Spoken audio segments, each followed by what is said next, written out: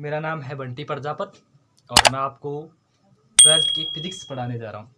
उसका chapter 2 Gauss एवं उसके अनुप्रयोग। मैं बंटी प्रजापत से अगर आपको अच्छी लगे, अगर आपको मेरा पढ़ाना अच्छा लगे तो आप वीडियो को लाइक, शेयर और सब्सक्राइब ज़रूर करना और अपने दोस्तों के साथ शेयर ज़रूर करना। तो अब अपन बिना समय गवाए हुए सीधे टॉपिक्स पे आते हैं। अपना पाठ का नाम होगा गाउस एवं उसके अनुप्रयोग। पाठ का नाम है गाउस एवं उसके अनुप्रयोग। उसके अनुप्रयोग, गाउस एवं उसके अनुप्रयोग। अपना टॉपिक होगा गाउस एवं उसके अनुप्रयोग। अब देखो, इससे सबसे पहले क्या टॉपिक्स आता है, थोड़ा फ्रेम में नहीं आ रहा है। गाउस तो उसमें पहला टॉपिक गाउस के नियम एवं उसके अनुप्रयोग है पाठ का नाम। तो अपना पहला टॉपिक होगा विद्युत फ्लक्स। पहला टॉपिक क्या होगा? विद्युत। सब जानते हैं 10th और 11th के चैप्टरों में पढ़ के आ रहे हैं अपन विद्युत के बारे में। तो अपन विद्युत के बारे में सब जानते हैं। विद्युत फ्लक्स, विद्युत फ्लक्स क्या होता है इसके बारे में अपन डिस्कस करेंगे। डेरिवेशंस करेंगे। तो विद्युत फ्लक्स क्या होता है? विद्युत फ्लक्स क्या होता है इससे पहले अपन को विद्युत फ्लक्स के बारे में समझना है। विद्युत फ्लक्स क्या है? एक मेरे पास विद्युत क्षेत्र है। ये मेरा क्या है? विद्युत क्षेत्र। ये मेरा होगा विद्युत क्षेत्र। ये है मेरा विद्युत क्षेत्र। ये मेरा है विद्युत क्षेत्र। अब अपन सब जानते, जहाँ पे विद्युत क्षेत्र है तो वहाँ पे विद्युत रेखाएं भी हैं, विद्युत बल रेखाएं भी हैं। तो विद्युत बल रेखाएं हैं तो उसके अंदर, उस क्षेत्र के अंदर, इस क्षेत्र यानी कि ये विद्युत क्षेत्र है, इसके क्षेत्रफल के अंदर विद्युत बल रेखाएं अंदर घुसेंगी भी और बाहर भी निकलेंगी, जाहिर सी बात है। तो ये क्या है? विद्युत बल रेखाएं अंदर की ओर जा रही हैं। तो ये अंदर की ओर जा रही हैं तो ये क्या है? बाहर भी निकल रही है। और ये अंदर जा रही है तो बाहर भी निकलेंगी। जो अंदर जाएगी तो जाहिर सी बात है, जहाँ पॉजिटिव है तो वहाँ नेगेटिव होगा, जहाँ पे नेगेटिव है तो वहाँ पॉजिटिव है। इस ब्रह्मांड के अंदर, संपूर्ण ब्रह्मांड के अंदर कहीं पे भी अगर पॉजिटिव चार्ज होगा तो उसके साथ उसका बाई नेगेटिव तो जरूर मौजूद होगा, क्योंकि नेगेटिव के बिना पॉजिटिव का अस्तित्व नहीं है और पॉजिटिव के बिना नेगेटिव का अस्तित्व नहीं है। जहाँ पे प्लस है तो वहाँ पे माइनस है, जहाँ पे माइनस है तो वहाँ पे प्लस है। इसी प्रकार जहाँ पे बल रेखाएं अंदर की ओर जाएंगी तो जाहिर सी बात है कि बाहर की ओर भी निकलेंगी वो। तो इसी प्रकार बल रेखाएं अंदर की ओर जाएंगी और बाहर की ओर, समस्त बल रेखाएं बाहर की ओर निकलेंगी। कुछ बल रेखाएं इस क्षेत्र के अंदर भी समाहित होंगी, जो क्या होती है? नेगलेक्ट होती है, अपन को दिखती नहीं है, लेकिन अपन क्या होते हैं, सबको मान लेते हैं कि सब बाहर निकली हुई है। तो ये बल रेखाएं बाहर निकली हुई है। अब देखो, ये क्या है? विद्युत बल रेखाएं। और ये क्या? क्षेत्र। इसको मैं क्या मान लूँ? एस। विद्युत बल रेखाओं को मैं मान लूँ ई, विद्युत क्षेत्र की तीव्रता यानी कि ई। ये विद्युत क्षेत्र है ई और इसके अंदर जो बल रेखाएं ये हैं। अब देखो, ये मैं क्या मान लूँ? एक लंब मान लूँ। ये मैंने एक लंब मान लिया और इस पे मैंने एक ये कोऑर्डिनेट मान लिया, इसको ये ऐसे, ठीक है। तो इनके मध्य कुछ कोण तो होगा, तो मैंने एक ये कोण मान लिया ऐसे। ये लंब तो काल्पनिक होता है, मैं डॉटेड लाइन से बता दूंगा।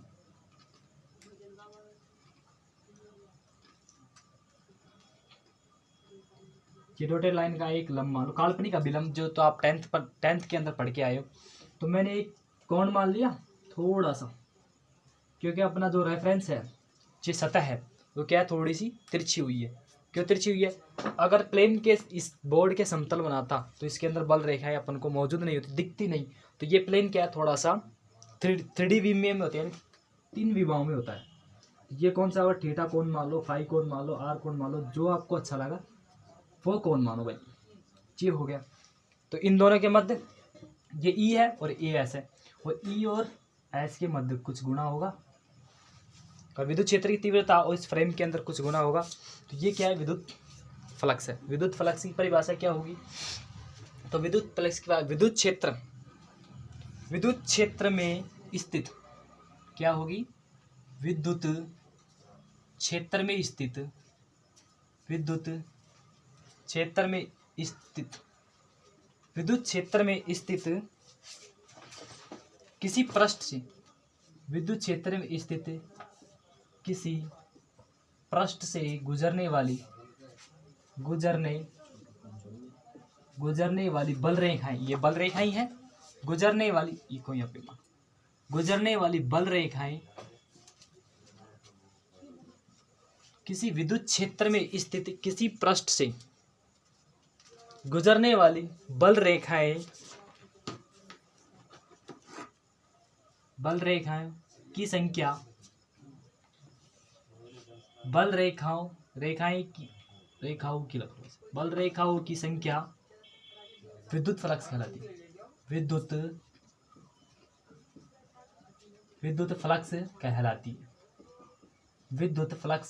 कहलाती है। इसे अपन फाई से प्रदर्शित करते हैं। इसे फाई से प्रदर्शित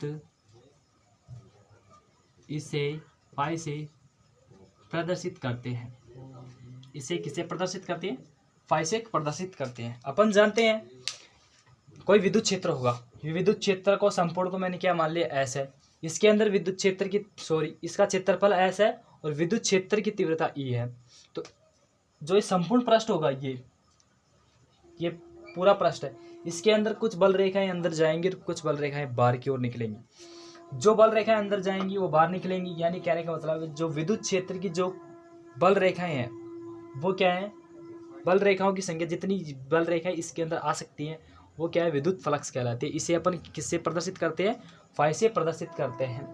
भाषा ये फ्रेम में नहीं आ रहा होगा तो शायद मैं सोचता हूँ कि ये आ गया होगा, तो ठीक है, आप कॉपी कर लो।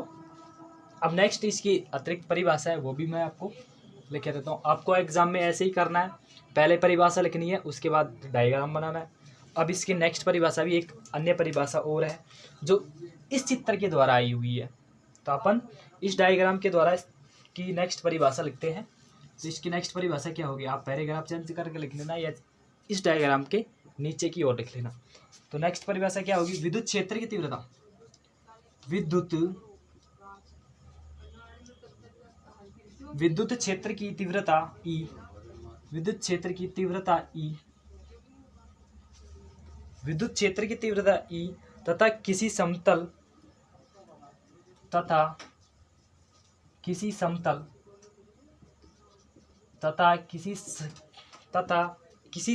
एस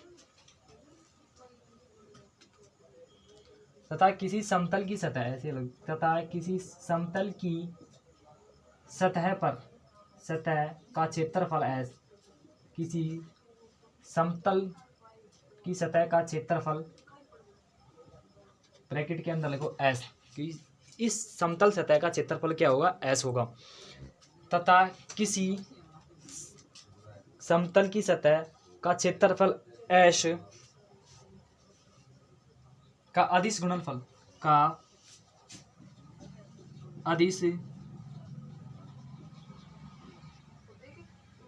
किसी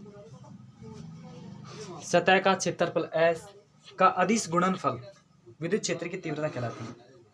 गुणनफल ही विद्युत क्षेत्र की तीव्रता कहलाती है। विद्युत क्षेत्र की तीव्रता कहलाती है।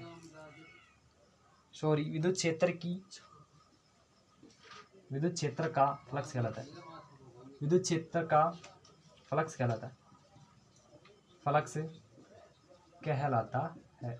ये अपना क्या होगा, इसका नेक्स्ट डेफिनेशन। अतिरिक्त जो ये डेफिनेशन अच्छी है बजाय इसकी, ये क्या है, इसके अंदर सिंपल सा है, विद्युत क्षेत्र में जो समस्त बल रेखाएं गुजरती है उनको अपन क्या होते हैं, विद्युत क्षेत्र की विद्युत फ्लक्स कहते हैं, जो फाई से प्रदर्शित करते हैं। ठीक है, ये आप कॉपी करो रेफरेंस के अंदर, नोटबुक के अंदर कॉपी करो।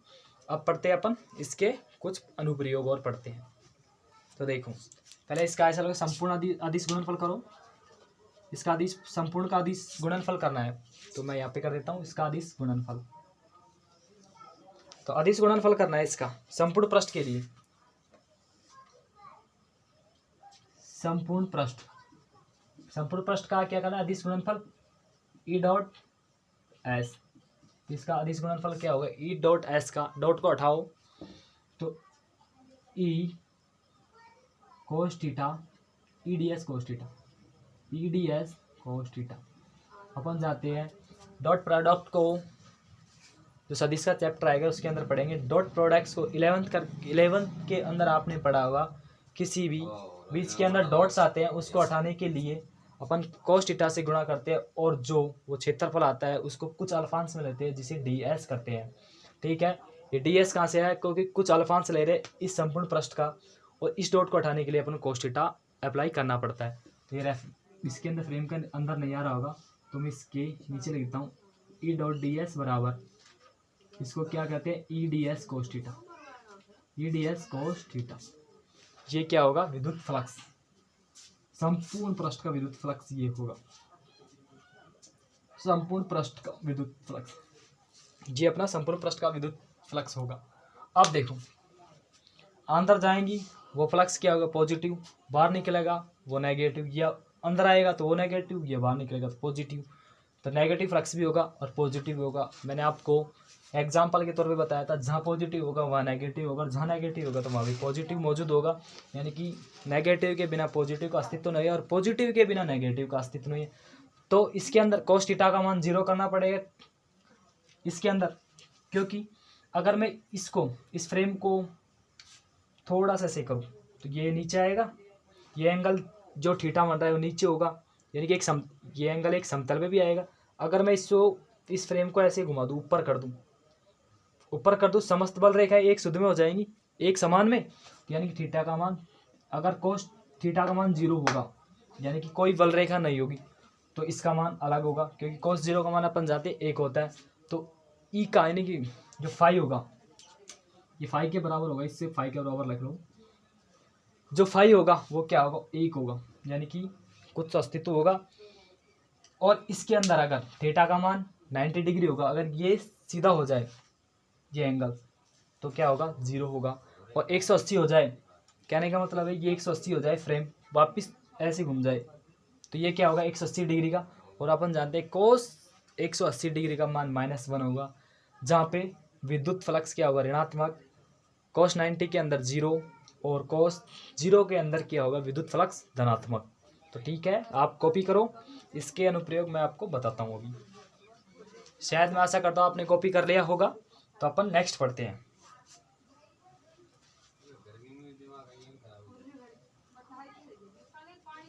तो ये देखो, ये होगा फाई बराबर ई डॉट डी एस या फाई बराबर ई डी एस कोस थीटा। ये अगर वापस नहीं दिख रहा तो ये यहाँ पे कॉपी कर लो, ये इंपॉर्टेंट है, ये मोस्ट है। ठीक है, मैं शायद आशा करता हूँ कॉपी कर लिया होगा आपने, तो मैं इसे रिमूव करता हूँ।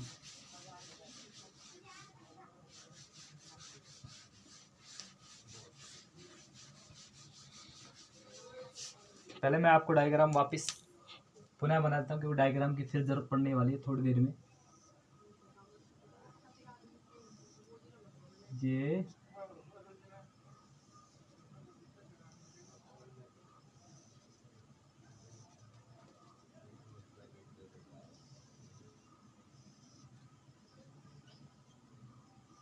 मेरा डायग्राम होगा, ये ई होगा, ये संपूर्ण क्षेत्र एच हो गया, ये बल रेखाएं होगी, बल रेखाएं, चुंबकीय बल रेखाएं, विद्युत बल रेखाएं, बल रेखाएं। अब देखो यहाँ जो यहाँ थीटा और ई, ये क्या है, थीटा और ई के मध्य, यहाँ थीटा व ई,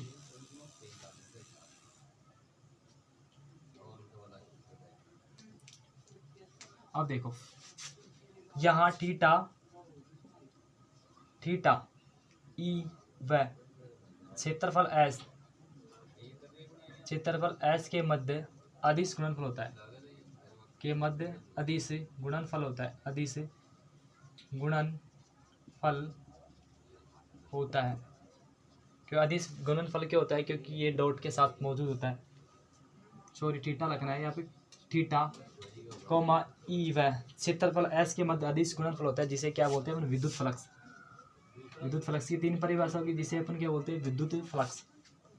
इसे अपन विद्युत फ्लक्स कहते हैं, विद्युत फ्लक्स कहते हैं। अब देखो कंडीशन, देखो अपन इसके अंदर कंडीशन देखते हैं। CONDI कंडीशन देखो, कंडीशन फर्स्ट में क्या होगा? यदि थीटा बराबर 0 डिग्री हो तो, यदि थीटा बराबर 0 डिग्री हो तो इसका फॉर्मूला क्या है? फाई बराबर EDS कोस थीटा। तो थीटा की जगह मैं 0 रख दूं, EDS कोस 0 डिग्री। कोस 0 का मान क्या होता है? कोस 0 साइन 90 का मान कोस 0 का मान होता है। साइन 0 का मान, साइन 90 का मान 1, तो कोस 0 का मान भी 1 होगा। तो यहाँ पे क्या आ गया? E डॉट DS, यानी कि फाई विद्युत फ्लक्स, विद्युत क्षेत्र की तीव्रता के क्या होगा? बराबर होगा। तो इसमें क्या होगा? तो विद्युत क्षेत्र की बल रेखाएं बाहर की ओर निकलेंगी।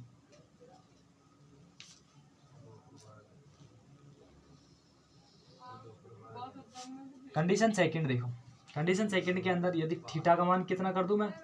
थीटा का मान 90 कर दूं, तो विद्युत बल रेखा क्या होगी? विद्युत फ्लक्स क्या होगा? E dot DS into cos 90 डिग्री। कोस 90 का मान 0, तो इसका मान भी 0। कोस 90 0, तो 0 से मल्टीप्लाई करोगे 0। और इसी प्रकार यदि थीटा का मान 180 डिग्री रख दो, कंडीशन थर्ड में, ये थर्ड कंडीशन है। इसके अंदर मैं अगर cos theta is equal to 90 हो तो phi is equal to E dot DS cos 180 degree. Cos 180 degree का मान होता है -1, E डॉट DS इंटू -1, तो फाई क्या होगा? E माइनस EDS, यानी विद्युत क्षेत्र की बल रेखाएं क्या होंगी? ऋणात्मक होंगी। इसके अंदर विद्युत बल रेखाएं धनात्मक होगी, इसके अंदर विद्युत बल रेखा होंगी नहीं, क्योंकि 0 है, यानी फाई का कोई अस्तित्व नहीं है। और इस कंडीशन थर्ड के अंदर विद्युत बल रेखाएं क्या होंगी? ऋणात्मक होंगी। तो ये अपना क्या होगा? इस टॉपिक समाप्त हो गया ये टॉपिक।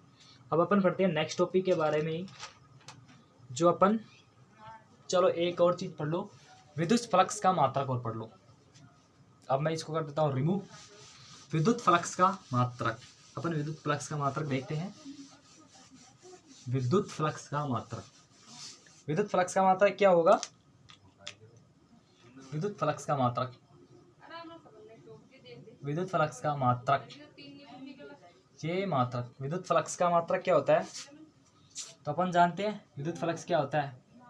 फाई बराबर E क्रॉस S, तो E का यानी कि विद्युत क्षेत्र, तो विद्युत क्षेत्र क्या होता है? F into Q into S, S का जो रेफरेंस आया था वो 2 दूरी थी उसके अंदर सेम, तो इसके अंदर क्या होगा? R²। क्यों होगा R²? क्योंकि ये आयत या वृत्त के रूप में तो लिया था। आयत वृत्त के अंदर 2 दूरियां तो गुणा होती है, वृत्त के अंदर लंबाई चौड़ाई और आयत के अंदर भी लंबाई और चौड़ाई, तो इसलिए क्या है? R²। अब ऐप की क्या होगी?